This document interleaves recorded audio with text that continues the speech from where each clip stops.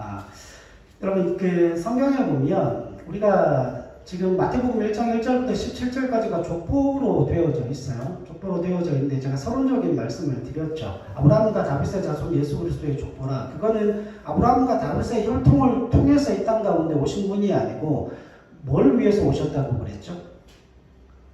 아브라함에게 주셨고 다윗에게 주셨던 그 약속을 이루시기 위해서 이 땅 가운데 오신 유일하신 메시아이심을 성경이 말씀하고 있습니다. 자, 그런데 오늘은 이 족보에 대해서 또 다른 면을 좀 살펴봐야 돼요.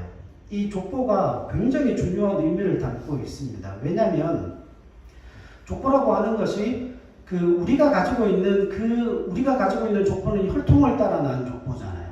근데 지금 마태복음 1장 1절부터 17절까지 소개하고 있는 마태가 소개하는 그 족보는 영적인 족보를 이야기해요. 믿음의 계보를 이야기하는 겁니다. 그러면 여기에 뭐가 포함되어져 있는가 하면 그 족보를 통하여서 하나님께서 보여주고 싶어 하시는 바가 뭐냐는 거죠.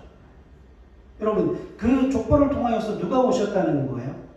예수 그리스도가 지금 오셨음을 이야기하는 거잖아요. 그러면 이 의문을 가지셔야 돼요. 주님은 왜 오셨을까? 우리가 초등학교 때 가지고 있는 그 믿음과 신앙으로는 나를 구원하기 위해 이 땅 가운데 오셨다라고 하는 그 믿음과 신앙의 체계를 가지고 있잖아요. 그런데 그걸 좀 넘어가셔야 된다니까요. 여러분 보세요. 아브라함에게 주셨고 다윗에게 주셨던 그 약속 중에 마태복음에서 가장 중요하게 생각하는 그 약속은 아브라함의 약속입니까? 아니면 다윗의 약속입니까? 다윗에게 주셨던 약속이죠. 왜냐하면 이 마태복음 1장 1절부터 17절까지가 누구 위주로 쓰여진 거예요? 다윗 위주로 쓰여진 거예요. 그래서 14, 14, 14. 그러면 총 42명이죠. 그러니까 14라는 숫자로 누구를 가리킵니까? 다윗을 가리키고 총 이 14대 이걸 다 더하면 42가 나와야 되는데 인물을 다 살펴보면 41명이 나와요. 그런데 6절에 보면 이 42를 맞추기 위해서 다윗이라는 사람을 이름을 2번 불러 언급을 합니다. 그러니까 이 마태복음에서 드러내고 나타내려고 하는 족보의 가장 중요한 의미 중에 하나가 이거예요. 하나님께서 다윗에게 약속하셨던 그 영원하고 무너지지 않고 견고한 나라는 다윗이 이룰 나라도 아니고 솔로몬이 이룰 나라도 아니고 그 다윗 왕가가 이루어낼 나라도 아니라는 겁니다. 제가 왜 그렇다고 말씀을 드렸죠? 예수님께서 오신 그 당시에도 이 이스라엘이 어디에 속해 있었습니까? 로마의 소국이었잖아요. 그러니까 그 나라가 건국이 되어지지도 못하고 독립이 되어지지도 못했던 그 나라에 하나님께서 무슨 약속을 주셨어요? 견고한 영원한 왕권을 허락하시는 그 약속을 주셨다는 거죠. 이건 하나의 상징이고 하나의 예표예요. 그것은 다윗이 이룰 나라가 아니고 다윗의 왕가가 이룰 나라가 아니고 누가 이루어낼 나라라는 겁니까? 하나님이 누구를 통해서? 예수 그리스도를 통해서 이루어낼 나라라는 거예요. 그러면 예수님이 오셨다는 건 무슨 의미를 가지고 있죠? 예수님이 이 땅 가운데 오셨다는 것? 하나님 편에서 예수님을 통하여서 그 나라를 뭐 하시겠다는 거예요? 이루시고 만들어내시겠다는 거예요. 그러면 예수님을 통하여 만들어내실 나라가, 자, 우리가 믿음과 신앙이라고 하는 부분에 있어서 이게 가장 중요할 것 같아요. 여러분, 예수님을 통해서 만들어낼 나라가 어떤 나라인가 하면 그 상징이 이미 구약에 나와 있습니다. 다윗의 아들은 누굽니까? 솔로몬. 그걸 히브리어로 하면 뭐죠? 샬롬이에요, 샬롬. 샬롬이 무슨 뜻이에요? 그냥 단순히 인사, 평안하십니까? 평강하십니까? 그런 인사가 아니고 샬롬은 은혜와 평안과 평강이 차고 흘러 넘치는 걸 이야기합니다.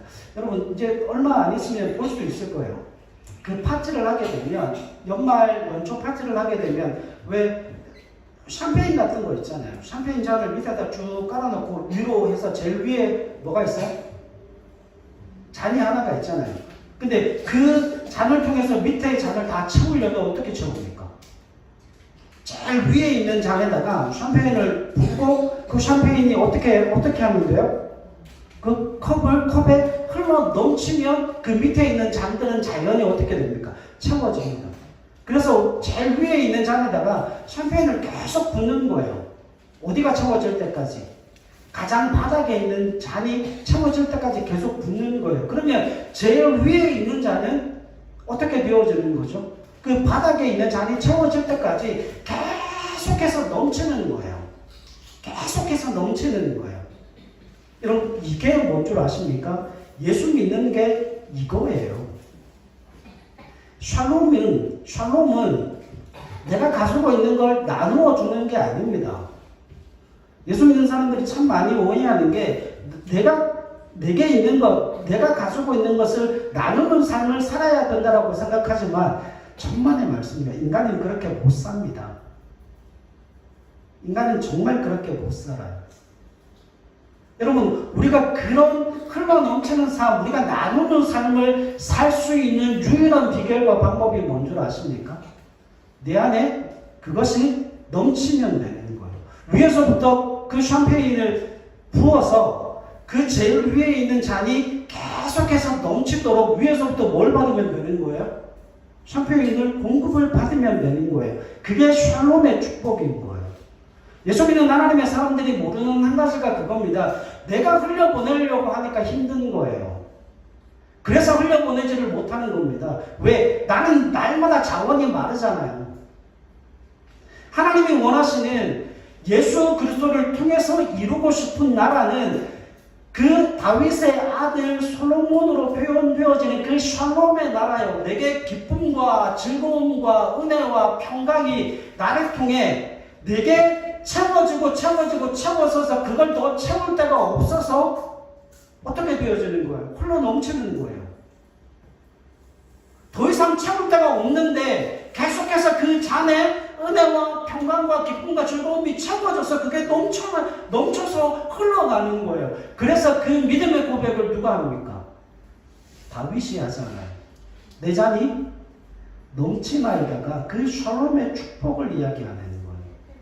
하나님이 이 땅 가운데 그 예수 그리스도를 보내셔서 이루고 싶어 하시는 나라가 그 솔로몬으로 대변되어지는 상징되어지는 샬롬의 나라를 만들어내고 싶어 하시는 거예요. 그러면 보세요. 지금 마태복음 1장 1절부터 17절까지 나와 있는 그 족보는 무슨 족보예요? 하나님이 예수 그리스도를 통하여서 이 땅에 만들어낼 샬롬의 축복, 샬롬의 평강, 그 샬롬의 은혜의 열쇠가 이 족보 안에 담겨져 있다라고 하는 거죠. 여러분, 그래서 이게 얼마나 중요한지 몰라요. 자, 여기에 한 가지를 좀 증명해 보겠습니다. 사람은 왜 안 되는지, 나는 왜 안 되는지. 여러분, 오늘 우리가 다 읽지는 않았지만 이 마태복음 1장 1절부터 17절까지 족보에는 5명의 여자가 나옵니다. 그러니까 마리아를 제외하고 4명의 여자가 나와요. 다말, 라합, 룻, 바세바. 자, 그런데 이 4명의 여자들은 한결같이 어떤 면에서 좋지 않은 여자들이에요? 윤리와 도덕적인 면에서 굉장히 안 좋은 여인들입니다. 여러분, 다말이라고 하는 여인은 시아버지 유다와의 관계에서 베레스와 세라를 낳고, 라합은 가나안의 창기로서 이스라엘 정탐꾼을 숨겨준 공로로 구원함을 받죠. 그래서 뭘로 구원함을 받아요? 나라를 팔아먹고 구원함을 받아요. 룻은 나오미를 시어머니로 모셨던 모압 여인입니다. 근데 이 모압 여인은 어떤 여인? 하나님으로부터 저주받은 민족이에요. 하나님의 공의에 다시는 들어오지 못할 거다 라고 하는 저주를 받은 민족인데, 시아버지도 죽고 남편도 죽고 고향으로 돌아가는 시어머니를 쫓아와서 이 족보에 오르게 된 사람이고, 바세바는 누구의 아내였어요? 다윗의 충신 우리아라고 하는 사람의 부인이었습니다. 그래서 다윗이 우리아를 죽이고 빼앗은 여인이 바세바입니다. 여러분, 이 족보를 통해서 성경이 이야기하고 싶은 말은 뭐예요? 여러분, 이 족보는 명예로운 족보입니까? 아니면 수치스러운 족보입니까? 수치스러운 족보예요. 쉽게 이야기하면 이 족보가 누구를 만들지 않았다는 거예요? 예수 그리스도를 만들지 않았다는 거예요. 여러분, 이 족보가 누구를 만들어낼 수 없어요? 예수 그리스도를 만들어낼 수 없다라고 하는 겁니다. 그러니까 마태가 이야기하는 이 족보 안에는 3가지 의미가 있어요.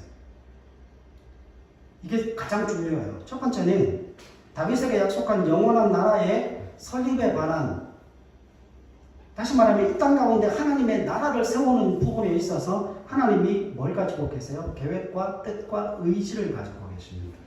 이게 가장 중요해요. 근데 이걸 성도들이 가장 몰라요. 하나님의 계획, 뜻, 의지 안에 뭐가 들어가 있어요? 샬롬이 들어가 있다니까요.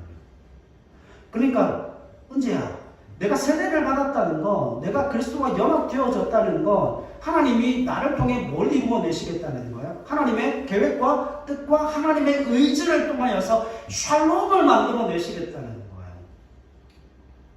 여러분, 그걸 모르니까 우리가 날마다 가난하는 거예요. 그 샬롬을 이해하지를 못하니까 하나님의 뜻과 하나님의 계획과 하나님의 의지, 하나님의 작정, 여러분, 하나님이 의지를 가지시면 뭐가 만들어집니까? 우주 만물이 만들어져요.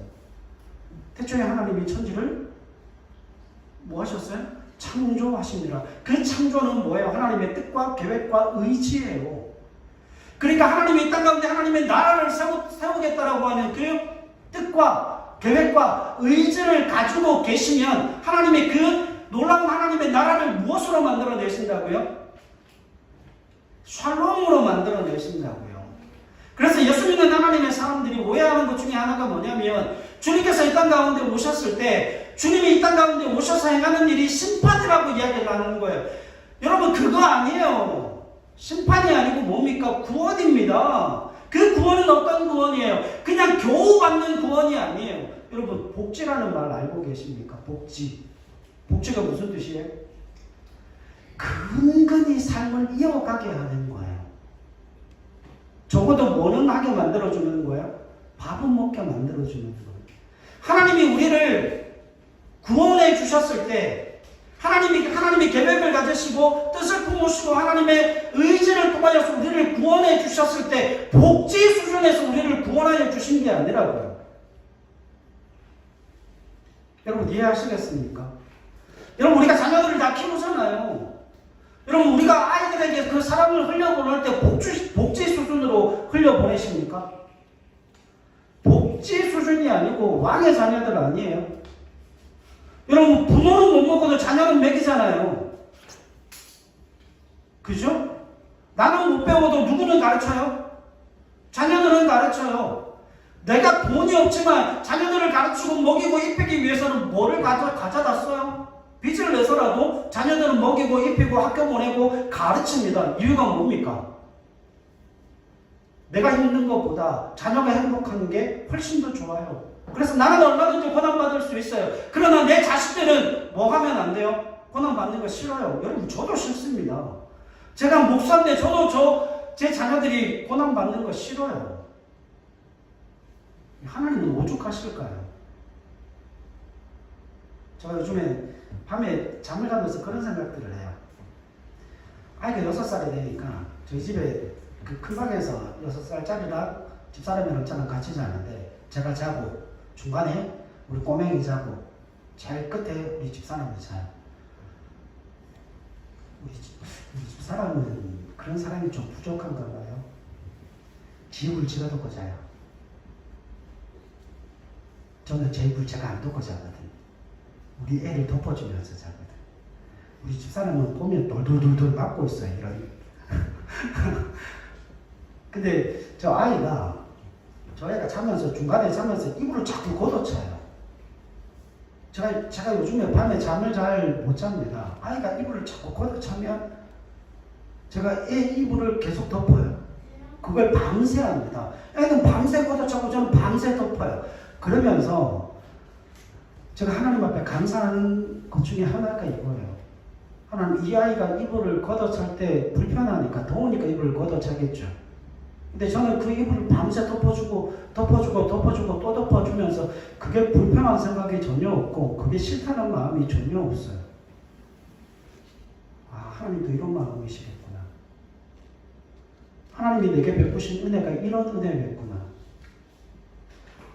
여러분, 하나님이 우리를 구원하시는 건, 하나님이 우리에게 은혜를 베푸셨다는 건 그건 그냥 은혜가 아닌 거예요. 여러분들이 이해하든 못하든 하나님께서 우리에게 베풀어 주신 그 은혜는 어떤 은혜인가 하면 예수 그리스도를 죽여 우리 안에 이루신 하나님의 나라예요. 그러면 예수 그리스도를 통해서 이루어질 그 하나님의 나라는 샬롬의 나라라고 말씀을 드렸죠. 그 샬롬의 나라를 우리 가운데 이루시기 위해서 예수 그리스도를 십자가에 죽여 예수로 만들어낸 그 샬롬이 누군 거예요?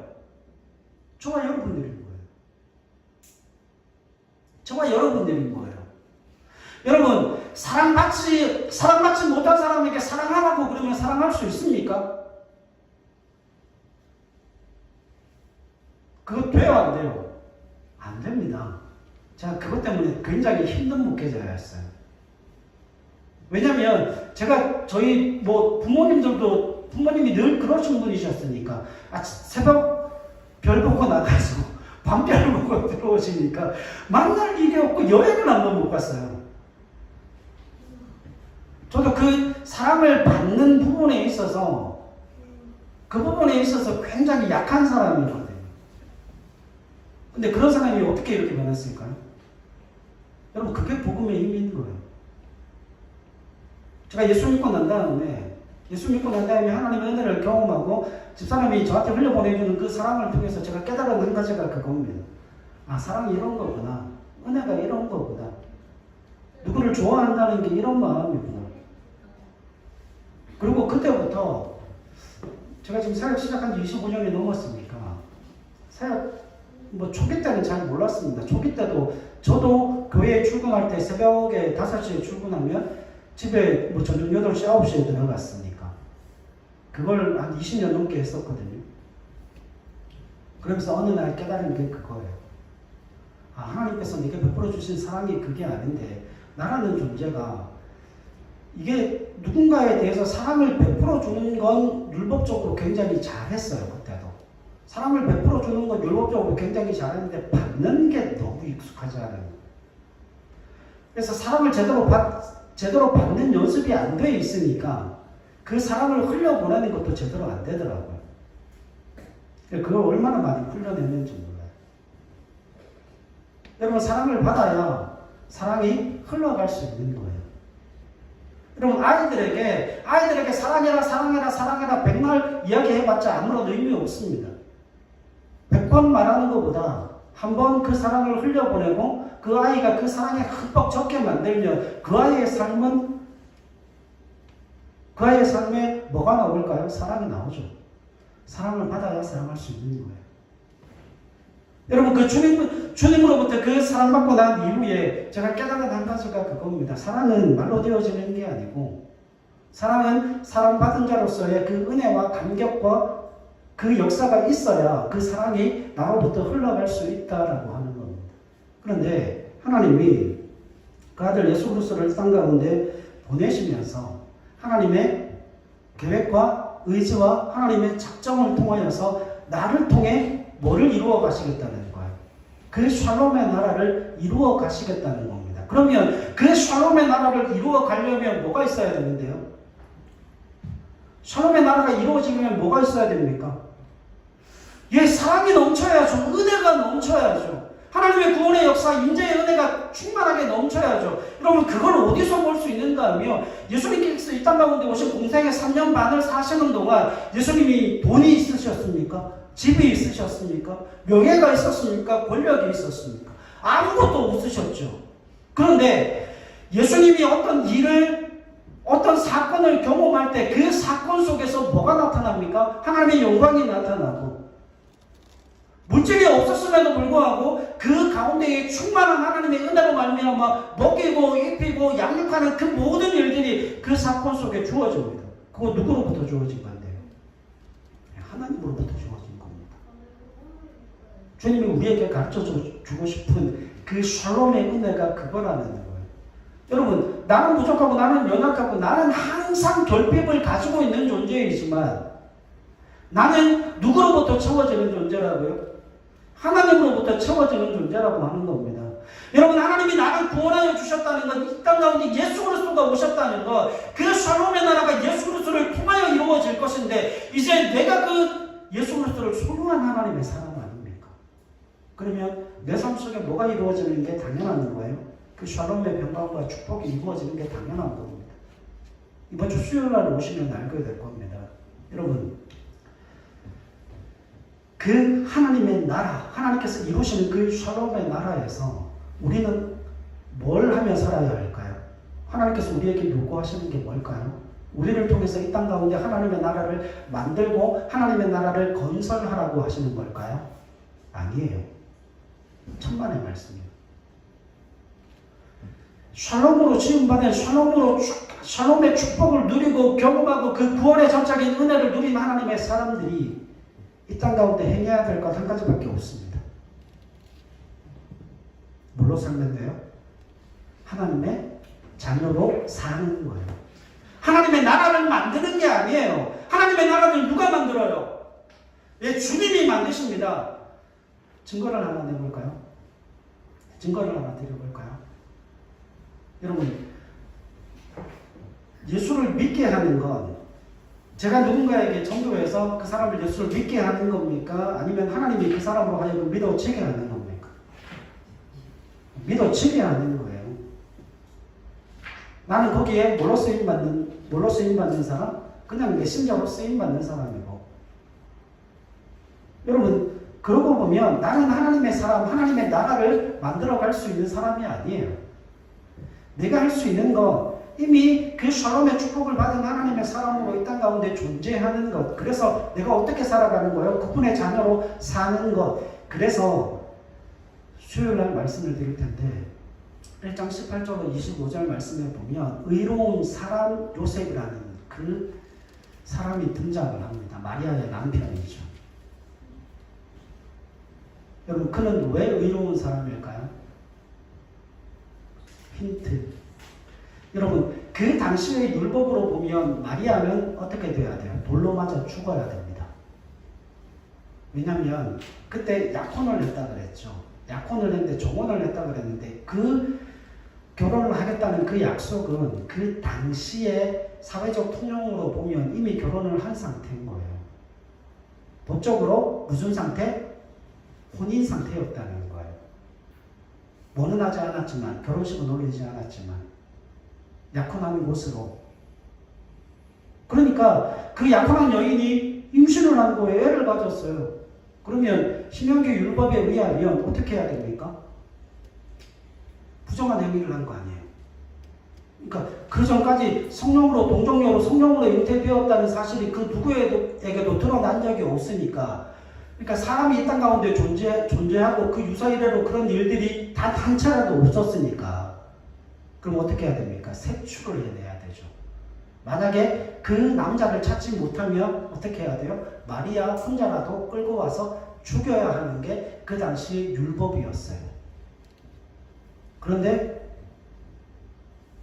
요셉은 그걸 밝히 드러내고 그 여인을 데리고 와서 분풀이를 하듯이 그 여자를 죽입니까? 안 죽입니까? 성경은 이렇게 이야기해요. 가만히 끊고자 하여. 다시 말하면 요셉이 뭘 하고 싶었다는 거예요? 그 여인의 수치와 부끄러움을 덮고 싶어 했다는 거예요. 여러분, 그런데 놀라운 사실이 있어요. 구원이 뭔지 아십니까? 구원이 덮는 거예요. 우리의 수치, 우리의 죄, 우리의 모든 배신, 배반, 거절, 그 모든 것을 하나님이 뭐 하시는 거예요? 덮어주심으로 말미암아 우리를 하나님의 자녀 삼아 주셨다라고 하는 거예요. 거기에 뭐가 나타나는가 하면 예수 믿는 하나님의 사람들, 하나님의 백성, 하나님의 자녀로서 살아가야 될 그 삶의 자세가 긍휼이라고 나옵니다. 긍휼은 뭐예요? 불쌍히 여기는 마음이에요. 여러분, 그런 게 해보셨잖아요. 저는 제일 안 되는 게 그거예요. 6살 꼬맹이 저거 야단을 치고 싶은데 잘못해서 야단을 쳐야 되거든요. 근데 여러분, 쟤는 울먹울먹하면 눈 주위가 벌게져요. 빨갛게 달아올라요. 그래서 막 주눅이 들어가지고 아빠한테 오면서 그 희한하게 저는 눈을 똑바로 쳐다봅니다. 주눅이 들어서 눈물이 막 떨어질 것 같은데 이렇게 똑바로 쳐다보고 있으니까 뭐가 안 돼요. 야단을 칠 수가 없어요. 야, 그냥 근데 막 쫓아가서 이렇게 쳐다보고 있으면 그냥 안아줘야 돼. 그게 뭐예요? 그게 긍휼인 거예요. 불쌍히 여기는 거예요. 여러분, 예수 믿는 하나님의 사람들에게 왜 하나님은 그런 의로움을 원하실까요? 그런 긍휼을 원하시는 이유가 뭐겠습니까?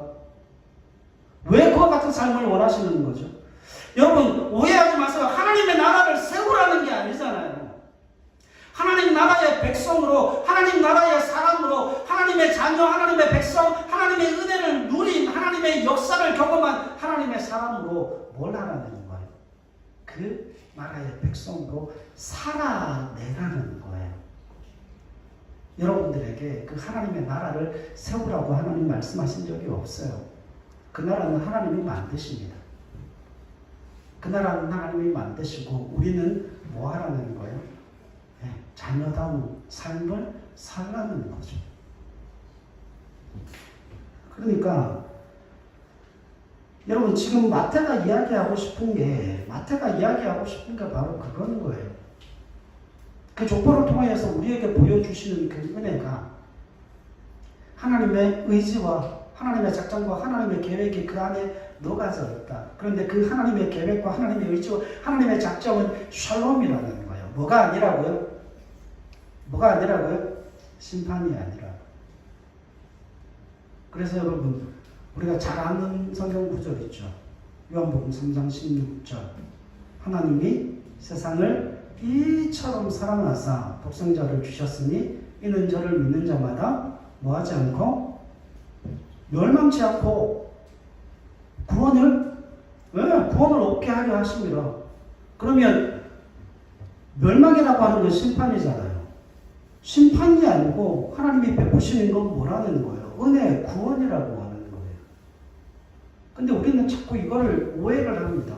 예수님께서 마치 이 땅 가운데 오신 것이 이 땅을 심판하시기 위해 오신 것처럼, 여러분, 예수님 오셔서 이 땅 가운데 심판하셨을 것 같으면 이미 2000년 전에 이 땅은 망해야죠. 근데 지금도 이 땅이 이렇게 존재하는 가장 중요한 이유가 뭐겠습니까? 아직도 누가 남아있다는 거. 구원해야 될 하나님의 사람들이 남아있다라고 하는 것이죠. 자, 그래서 제가 지금 잘 들으셔야 돼요. 제가 지금 설교 준비한 내용하고는 전혀 다른 이야기를 하고 있어요. 지금 제가 이거 지금 한 장도 안 넘기잖아요. 그렇죠? 근데 결론이 이겁니다.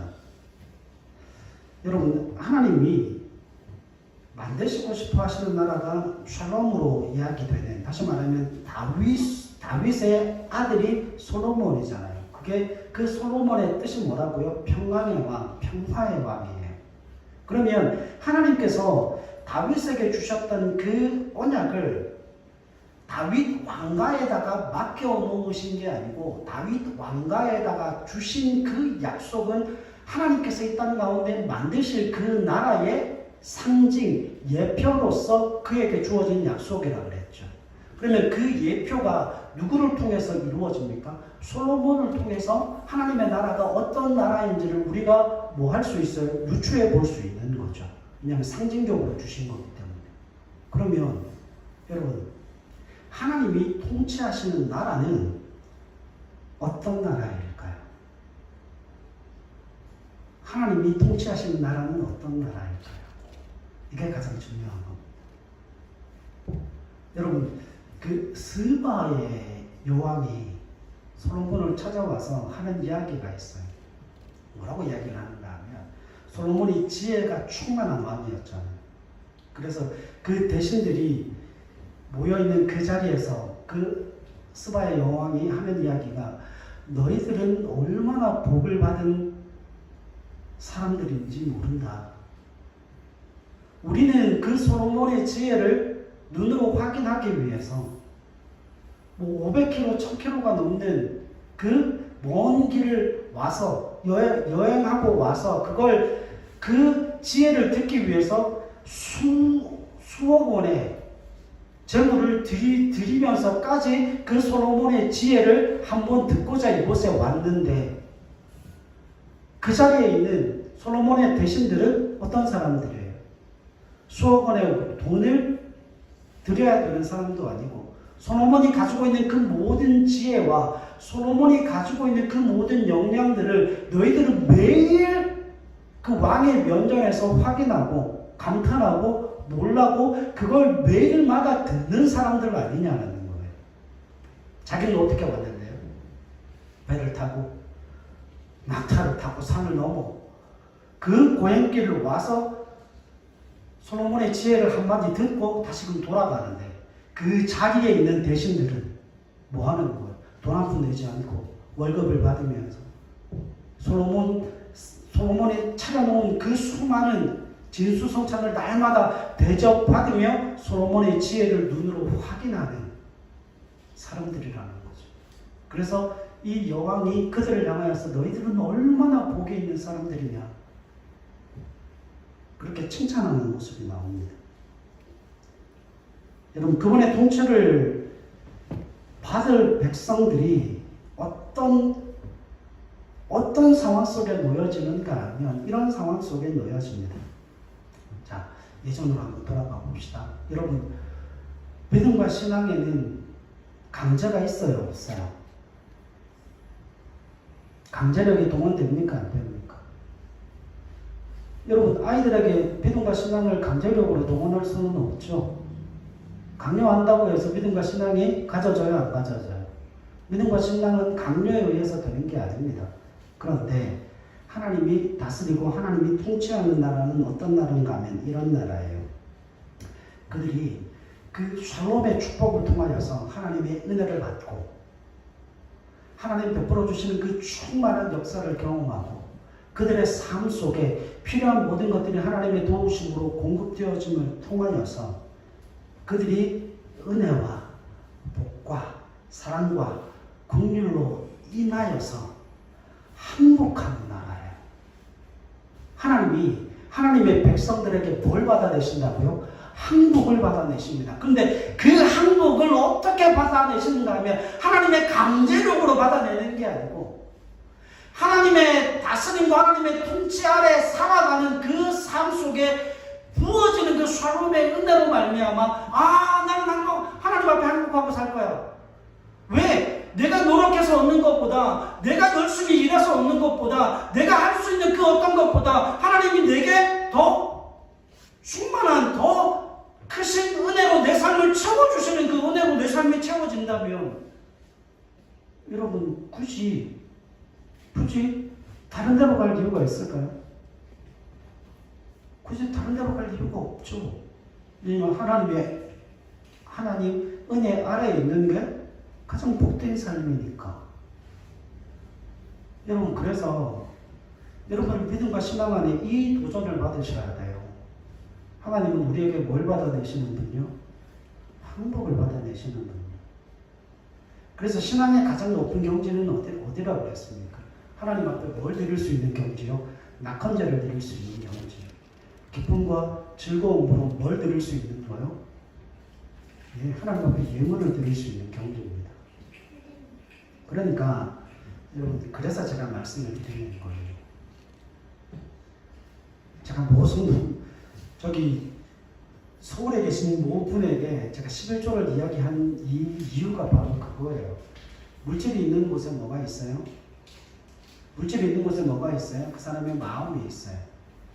그러니까 물질의 축복을 원하고 그 물질로서 뭔가를 하시려고 하는 분들은 반드시 하나님 앞에 뭘 드려야 돼요? 뭘 드려야 돼요? 11조 하셔야 됩니다. 근데 그 11조를 어떻게 하면 안 돼요? 계산적으로 하면 안 돼요. 11조를 어떻게 하시라고요? 낙헌제의 예물로 드릴 수 있도록 하나님 앞에 기도하셔야 된다니까요. 근데 그 물질적인 부분에 있어서 거기에 대해서 별로 마음이 없으신 분들한테는 제가 11조 이야기 안 하죠. 왜냐하면 그건 의미가 없거든요. 그분들에게는 뭐가 필요한 거예요? 그분들에게는 뭐가 필요한 겁니까? 그분들에게는 기도가 필요한 거예요. 왜 누구에게는 11조를 이야기하고 누구에게는 11조를 이야기하지 않나? 그건 당연한 거 아닙니까? 그들의 마음이 어디에 있는가에 따라서 11조를 강조해야 될 때가 있고, 그리고 기도해야 될 때가 있고, 말씀을 읽어야 할 때가 있고, 예배의 자리에 와야 할 때가 있는 거예요. 여러분, 하나님께서 이 사실을 반드시 기억하셔야 됩니다. 마태복음 1장 1절부터 17절까지 내용을 읽으시면서 그 족보를 보시면서 반드시 떠올려야 되는 세 가지, 이 족보를 통하여서 하나님께서 우리에게 뭘 주신다? 하나님의 의지와 뜻과 계획이 담겨져 있다. 근데 그 의지와 뜻과 계획은 무슨 뜻과 계획과 의지라는 거예요? 심판이 아니고 뭐라는 거예요? 구원이라는 거예요. 근데 그 구원도 복지 수준의 구원이 아니고 어떤 구원이에요? 저와 여러분들에게 항복을 받아내는 구원이라고 하는 거예요. 그걸 누구 편에서 이루시겠다고요? 하나님 편에서 이루시겠다고요. 여러분, 오해하지 마셔요. 정말 오해하시면 안 됩니다. 이건 살아보셔야 돼요. 이건 누려보셔야 돼요. 이건 경험해 보셔야 돼요. 그래서 그런 하나님의 은혜를 경험하고 그런 하나님의 사랑을 경험한 자들에게 하나님께서 15절로 25절의 말씀을 하시는 겁니다. 임마누엘. 그리고 그 임마누엘의 삶을 경험한 하나님의 사람들의 그 삶 속에 뭐가 흘러다닌다고요? 긍휼이 흘러간다고요. 이건 여러분 우리 힘으로 되어지는 게 아니에요. 그러니까 부탁입니다. 아무것도 안 하셔도 돼요. 우리 교회가 뭐 안 하는 교회잖아요. 철저하게 뭐 안 하는 교회입니다. 행사 안 하는 교회입니다. 뭐만 하는 교회예요? 예배하고 기도만 하는 교회입니다. 여러분 아십니까? 뭐가 돼야 일이 되는 거예요? 샬롬이 돼야 일이 되는 거예요.